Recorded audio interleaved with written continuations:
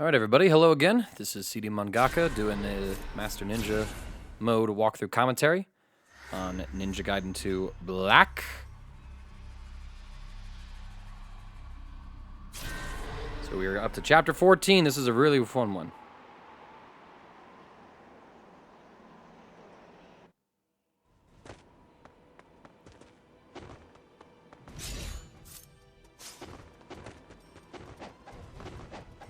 So, in the original Ninja Gaiden 2, this was a lot more hectic. We would have probably fought 50 ninjas by now, but they kind of chilled out on the opening gambit of ninjas that we have to fight, which is something I do kind of bemoan. And we're going to walk by the room where, in Ninja Gaiden 2, we would have been able to pick up the Windmill Shuriken, but that is not an option for us, as that weapon doesn't currently exist in Ninja Gaiden 2 Black.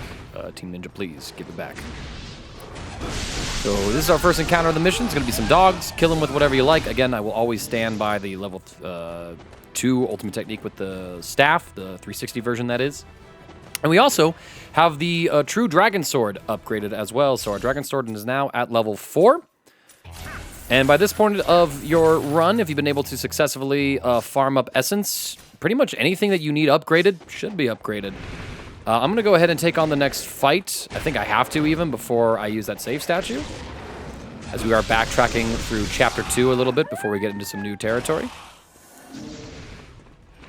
I hear some more enemies spawn, and I'm like, you know what? I can kill these dogs.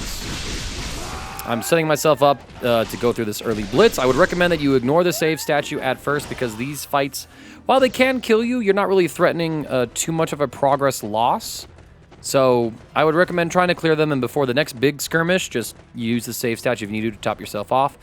Running back to show you that there is nothing in that tunnelway for you to check out. I don't think there's a crystal skull there either. Here's some more dogs spawn. Jump right before those guard towers. Drop a level 2, or drop a 360 UT with the staff. Get it to level 1 or level 2, either is fine. As you can see, level 1 kills them.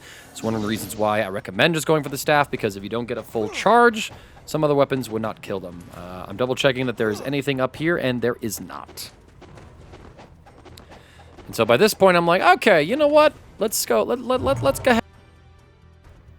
Anyways, I paused here for quite some time in my recording, so I did have to actually go back and cut that down, because once I realized there was like a minute of paused gameplay, I couldn't have that in a guide like this. As with some of the other chapters that I've recorded before, I played on my laptop for this mission, so I didn't have my microphone to do commentary on it, and I had to add it all in post, which just means that I'm going to be editing down the gameplay footage here to be a little more concise, to kind of show you the meat of what you're going to have to be aware of. So this is our next big fight. It's actually a boss fight. We got the Tengu ninjas who finally get their run-in with Ryu Hayabusa. Momiji, literally good for nothing, I guess. Just not even able to kill these guys, so...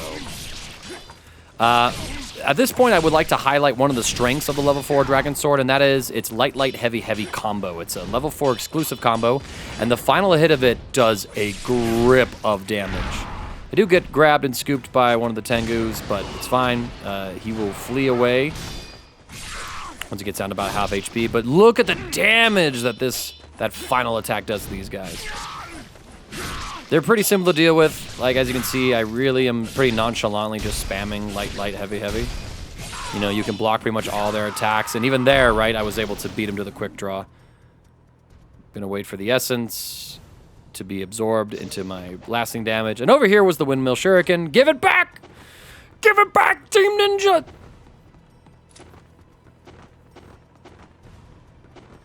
But once you get... That should be a pretty simple boss fight. Once you save, you know, after, like, the dog fight where I saved, if you die, you can always just run right back down. So nothing too crazy to write home about. They're pretty much fodder, especially to the true dragon sword, just because it does so much damage on that singular strike. And now for this fight, I had to think about how I wanted to approach these things. And I decided to save, because I did do a boss fight there. But you can run up to the first statue that we used. Use that to top, you know, just to save your progress after that Tengu fight. And then save that statue to top yourself off after this fight. You could do that, But you shouldn't have to, because the area just beyond this one actually has some nice items that we can use. I will demonstrate that for y'all. Anyways, I'm messing around with the True Dragon Sword. At this point in the game, use whatever weapons, strategies, combos, ultimate techniques, whatever that you like to use. I'm just wanting to show off this, the 360 Dragon Sword UT. It's definitely one of the cooler UTs in the game, in my opinion, but its functionality certainly limited when it literally isolates an enemy above everybody else. So odds are you just kill one enemy with it. It can pick up multiple enemies at times. 2 is a pretty reasonable number to get. Whatever happens after this fight, just run back and save. You don't have to stress too much about this early part of the level. Just because we do have a plethora of healing to do. And again, if you need to use Nimpo for any of these fights, you want to use Nimpo on the dogs, you want to use Nimpo on those ninjas, use Nimpo on these guys, more than welcome to do it. Just be on your toes. The reason that we had to run back there and save immediately after this fight, I'm trying to Art of the Void Nimpo. I'm actually not sure if it works or hits these guys. But yeah, I actually die here because I try to charge a UT while one of them was throwing Wind Nimpo at me. That's why we save after these fights. We're getting to the point where one little mistake will cost you a fight. Hell, we've been at that point for a while. So always take that extra moment to run back. Otherwise, think of it. We'd have to redo this whole fight, and we can beat these guys real easy. Like, there's no reason I should have died to the spider ninjas here.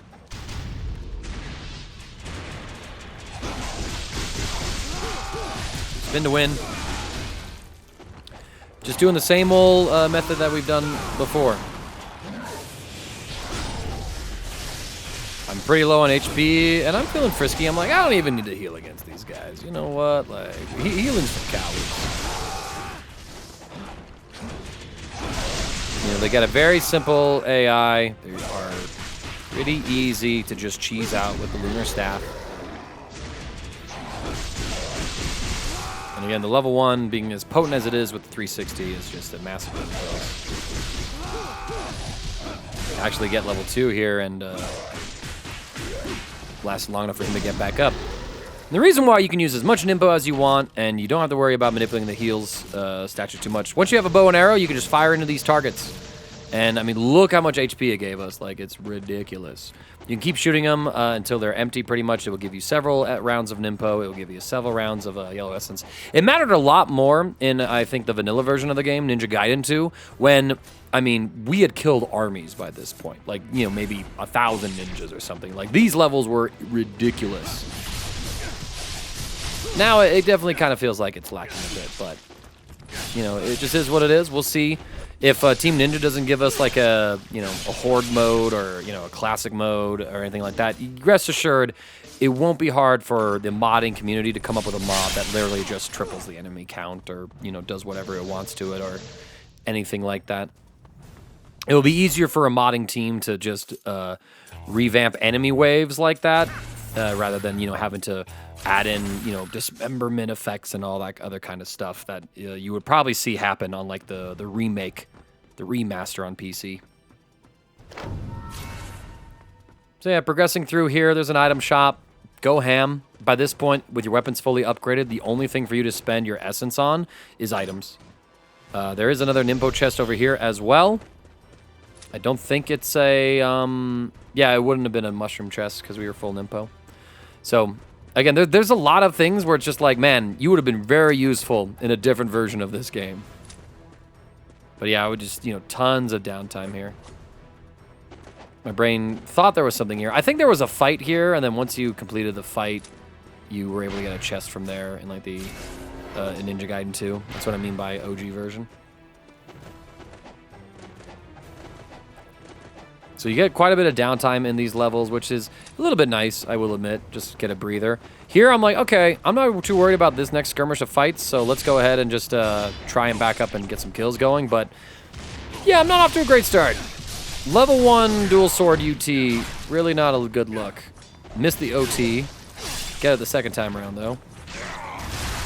And I fat finger this Void Nimpo, which didn't even do anything.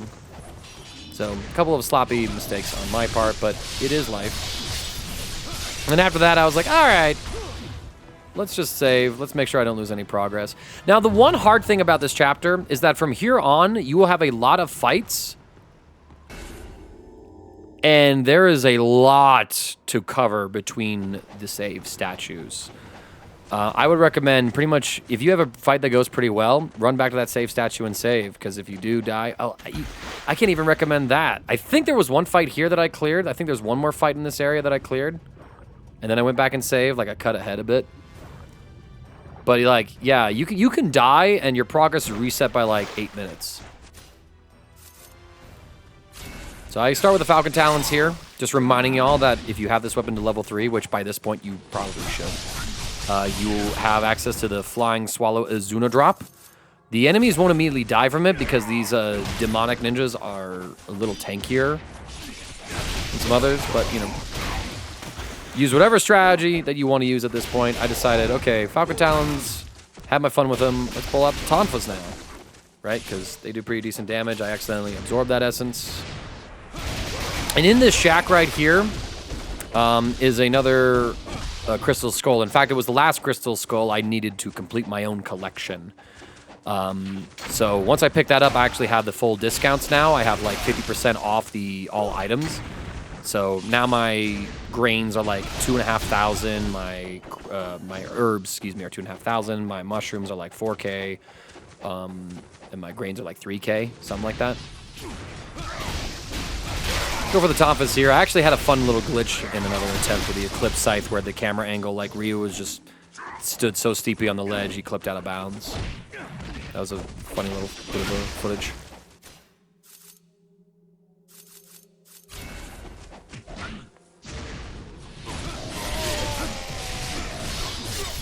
Now again, you gotta be careful with the ninjas. Whenever you have them delimbed, they will go for like a kamikaze attack, and at this point of the game, even with all this health that we have, they will one-shot you. So don't mess around. Kill anybody who's missing an arm, a leg, anything. I get some time here to run back and charge up. Dual swords, just do your thing. Tunnel visioning on the wrong guy, but switching in the middle of it, so that's good. Just go for the OT right here. And, you know, imagine being so hardcore into your job that you cut off your own leg to hide in the grass because you just can't crouch. Like, they're missing legs. It's how they're crouching around in the grass to throw shuriken at you. Like, it's so funny. I will not bow, sir. I will make you bow. Like, what happened here? Like, what's going on?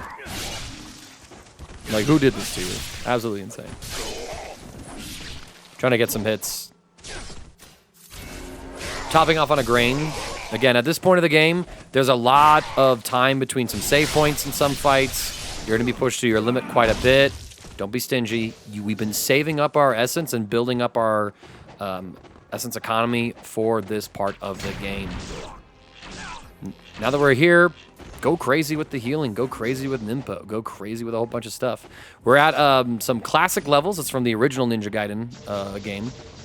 Not the original, but like the first Xbox, first 3D Ninja Gaiden game. Lives of the Thousand Gods back here. There's not really much to do as far as the chest manipulation goes at this moment. So you don't really have to worry about that. And besides, like, you know, if you gotta spend some items to get through a few fights here and there, do it.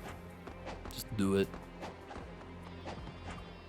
Because you have to imagine, right? If I didn't invest, like, some of my essence into upgrading weapons I don't really use, like the Kusarigama, the Vigorian flails, right? That's like 60,000 essence, 120,000 in total. That's a lot of healing items I could just be able to afford instead. Fade back here. This is actually the fight where I died in one of my runs, the one that we just cut from earlier. I was like, all right, no, I can't afford that again. Some of the fire that we saw in the village in Chapter 2 has done a number on the place. Spirit of the Devil. So this is where this item is, and so we're up to 5 Ninpo now. Short fight, guillotine throw in close quarters, you know, into a wall. It can delim. As you can see, it won't always delim. One of the balance changes of Sigma 2 over the original Ninja Gaiden 2, right? Making enemies a little more tankier at times, but reducing the enemy count to compensate. I pick up a grain of life there. That's on the body. So use a grain whenever you need to. That is a free grain on the ground that you can't do anything with. This fight has a couple of mages. It gets pretty tricky. Switch to the True Dragon Sword. I get grabbed immediately out of my stuff. And I'm like, do I need a heal? Nah, not yet. just going to go ahead and, you know, use a Nimpo, right? And that's going to give me... In fact, at this point, Wind Blades, look at that. Like, the whole fight just died. And if you go this way, in this area, I think is the last official Crystal Skull of the game. I would at the very least drop down here to pick up this Life of the Gods. If you already have the Crystal Skull, there's not really much else for you to explore or do down here. Although this is comedy.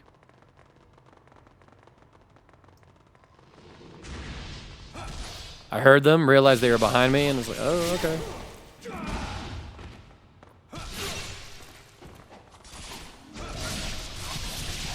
Sticking with the True Dragon Sword, just for the why-nots, you know?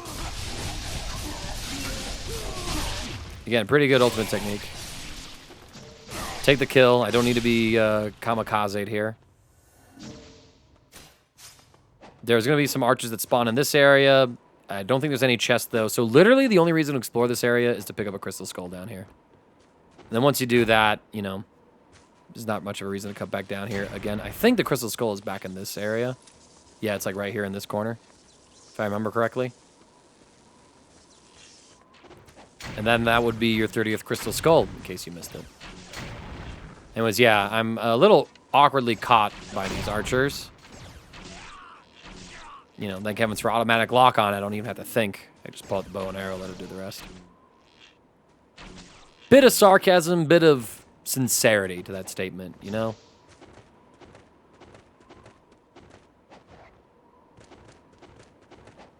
Got a bit of screen tearing on this recording as well. Apologies for that. My laptop just, you know, it was recording and playing at the same time, so there were moments where it definitely struggled. Still very happy I can play this game on the laptop.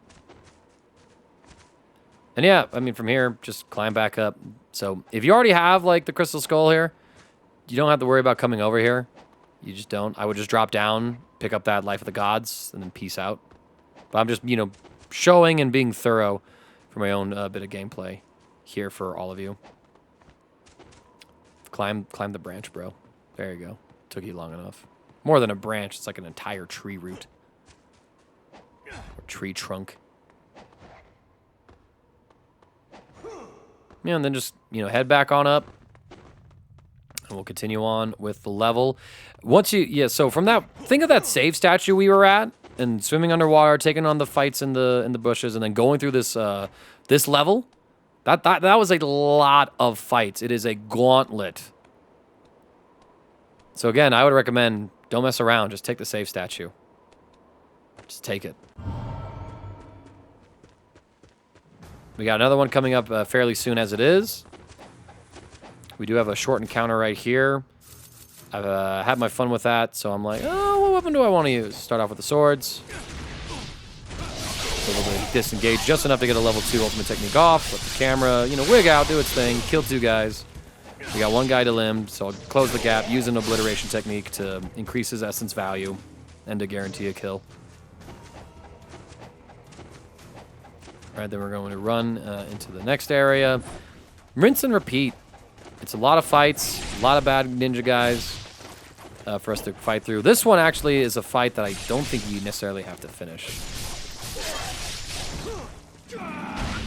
Drop the bomb. We are able to limit him twice, actually, which is cool. Get the level 2 off, but as you saw, it didn't quite. So OT right here. Going for Azuno drops because, you know, it takes us above them. Sets up a pretty quick kill. Level 2 technique here. And then, yeah, after you kill a few enemies, Muramasa himself shows up. I'm just going to shut up. This is an awesome cutscene.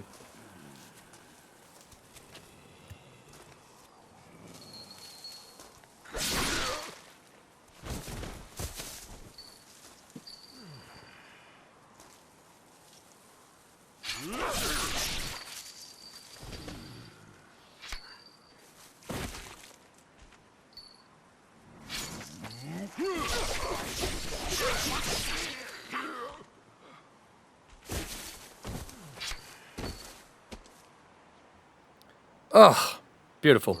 After playing through this game with the Sigma 2 censorship, where these enemies weren't being like dismembered or anything like that, seeing that is just Awesome. Anyway, we have one final gauntlet of some pretty tricky fights to get into. And rather than watching me fail a couple of times, we're going to jump to the successful playthrough on it, just because there's not really much to glean when it comes to some of these situations or some of these fights. It's just, you know, be good, get good, win, kill. I'm all trying to break down like a couple things that go well. If you can land this on-landing ultimate technique, you will be in a great spot. So that might be a little bit of timing to try and get used to. I like the dual swords here because, again, we got like a fairly tight space. And with the huge AoE that the dual swords have, it means that we can just cleave through a bunch of guys. There is a grains of spiritual life on a dead body just down one of these pathways. It's the one just behind us right now. I'm trying to set up some kills. Right, I'm able to get level 2 things set up. Wait for this guy to come out. Adjust on the fly. Do what you need to do. If you need a free heal, there is one over here. Don't, you know, if you're down a grain already, you don't need to buy any more grains, you know. So I'm topping off with a grain of life, or herb of life, excuse me. And I'm using the grain. And we got 25,000 essence, so I can top these off now, right? So we see the grains is like 3.5, the mushroom is 3,000, the herb is 2,500.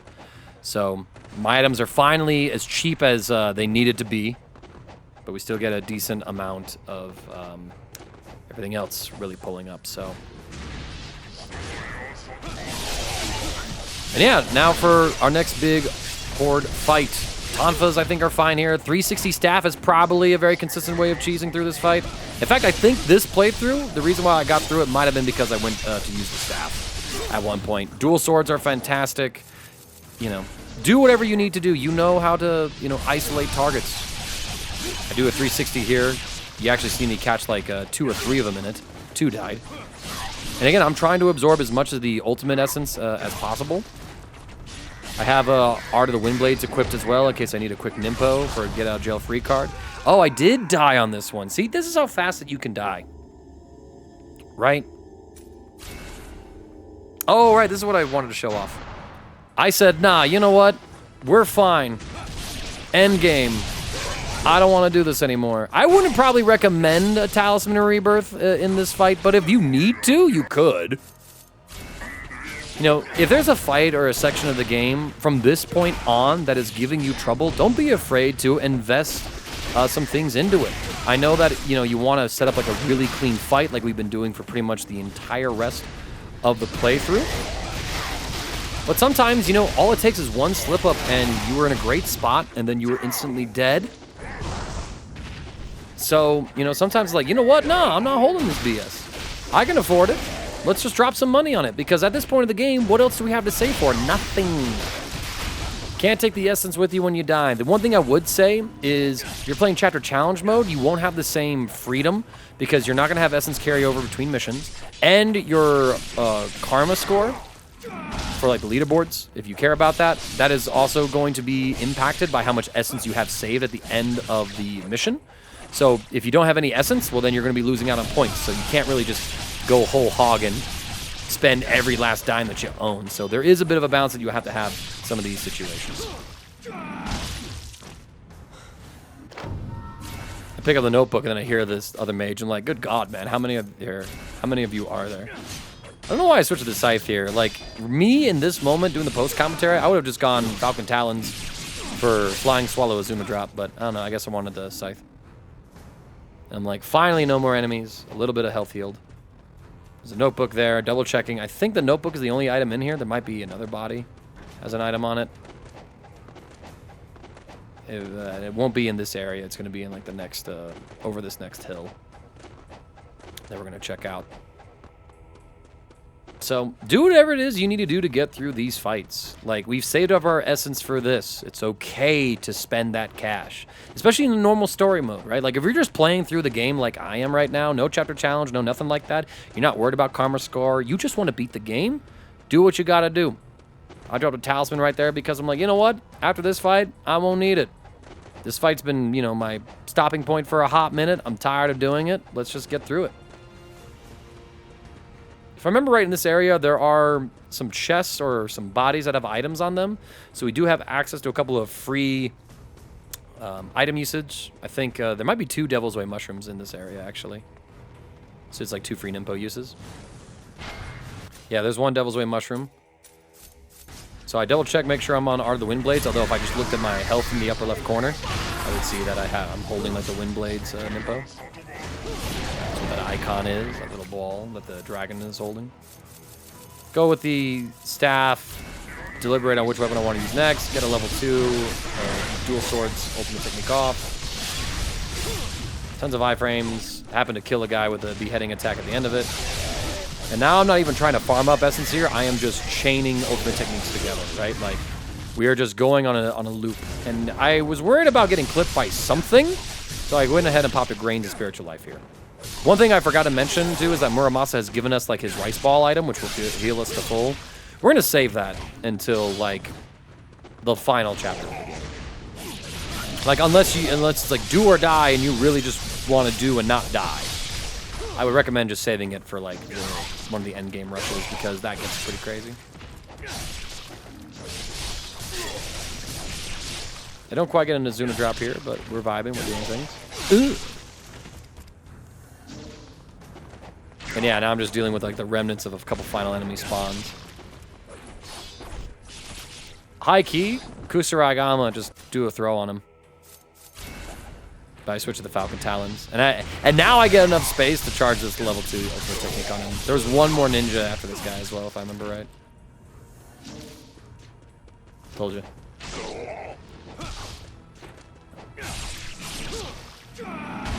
Yeah, he doesn't die from that, but we do get time to charge up. Still alive. You can tell these guys are tanky as hell.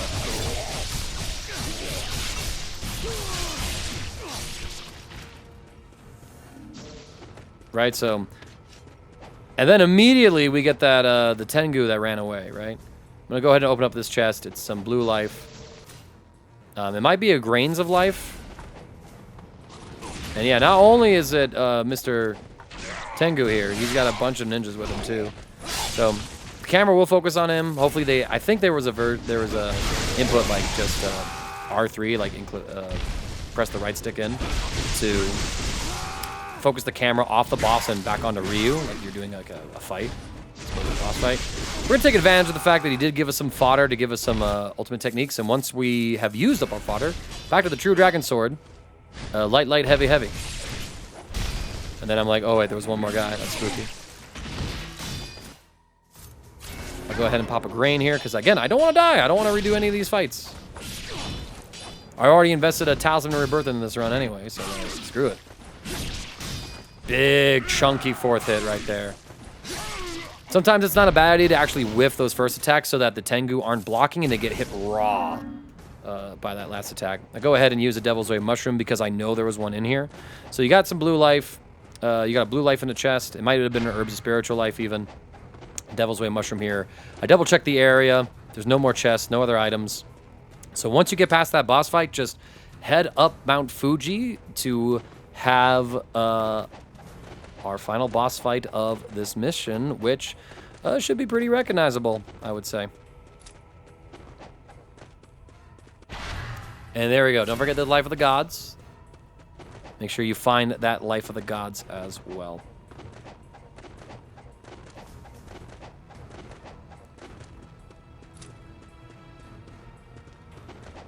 And that's, you know, as you can tell, it's a little easy to get lost. Just with like the terrain here. But yeah, 2 Devil's Way mushrooms in this area. So if you need to use some Nimpo in these fights, those are the spots where you can grab it. So this is why I, you know, linger around when I'm doing these walkthrough commentaries, trying to see what's up with it. And now for 1 last chest right here. It's a Grains of Spiritual Life. I'm going to switch over to the staff, double check my items, and we're going to go up Mount Fuji and let's take out Genshin. So I think I die in this first attempt here. Yeah, I'm trying to do the Azuna drop combo, but I'm doing too many things. Speaking of, he's got this drop. I was like, oh damn, all right. He said, listen, Ryu, I'm tired of you doing Azunas on me. I got my own for you. All right. Just like before, when I showcased this in Chapter 9, Chapter 10? Well, the chapters are blurred together now. You can easily do Azuna drops with the Lunar Staff on Genshin. This will get you pretty much the best damage, control him pretty well. Relatively safe strategy. So we're just going to loop these onto Genshin until we have victory. So we get comfortable with this, just go for the punishes right. And you can see, even if you do whiff some attacks, like it is still fairly safe. But with him having access to that attack, you really have to be careful. He will still kill you, even if you have all this knowledge. I've been playing the game for years, right? And you know, like this difficulty, this mode, it will just kill you. Messing up my inputs here.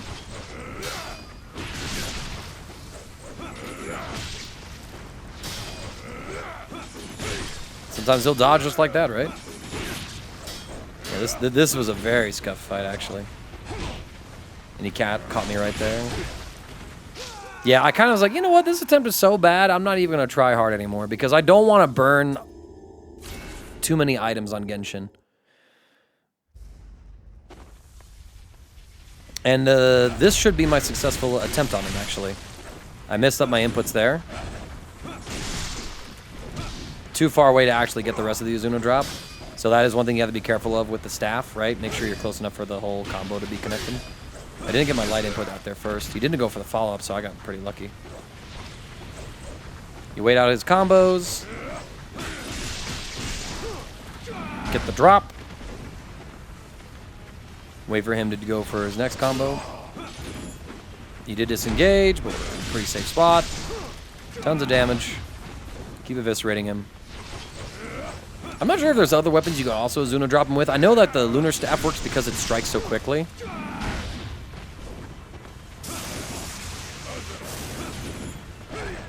But, you know, if you just want some reliable cheese, some very easy cheese, this is what you do against Genshin, right? And now, you know, you look at how this fight's going. It's like, I don't need to invest health items here. Like, when the fight goes well, like, I'm just vibing. I'm fine. So I would recommend, you know, play this fight as many times as you need just to get that, you know, the really good kill on him. Save your items, save your essence. You can save it for harder fights, right? Dodge the Nimpo. No punish there, which is weird. He's usually punishable. And this should be the last Azuna drop. No, we need one more hit. So I start scrambling for it, and we find him. All right, y'all. That was Chapter 14. I'll see you all in the next video for Chapter 15. Thanks for watching. Give it a like. Give it a subscribe, comment. See you next time.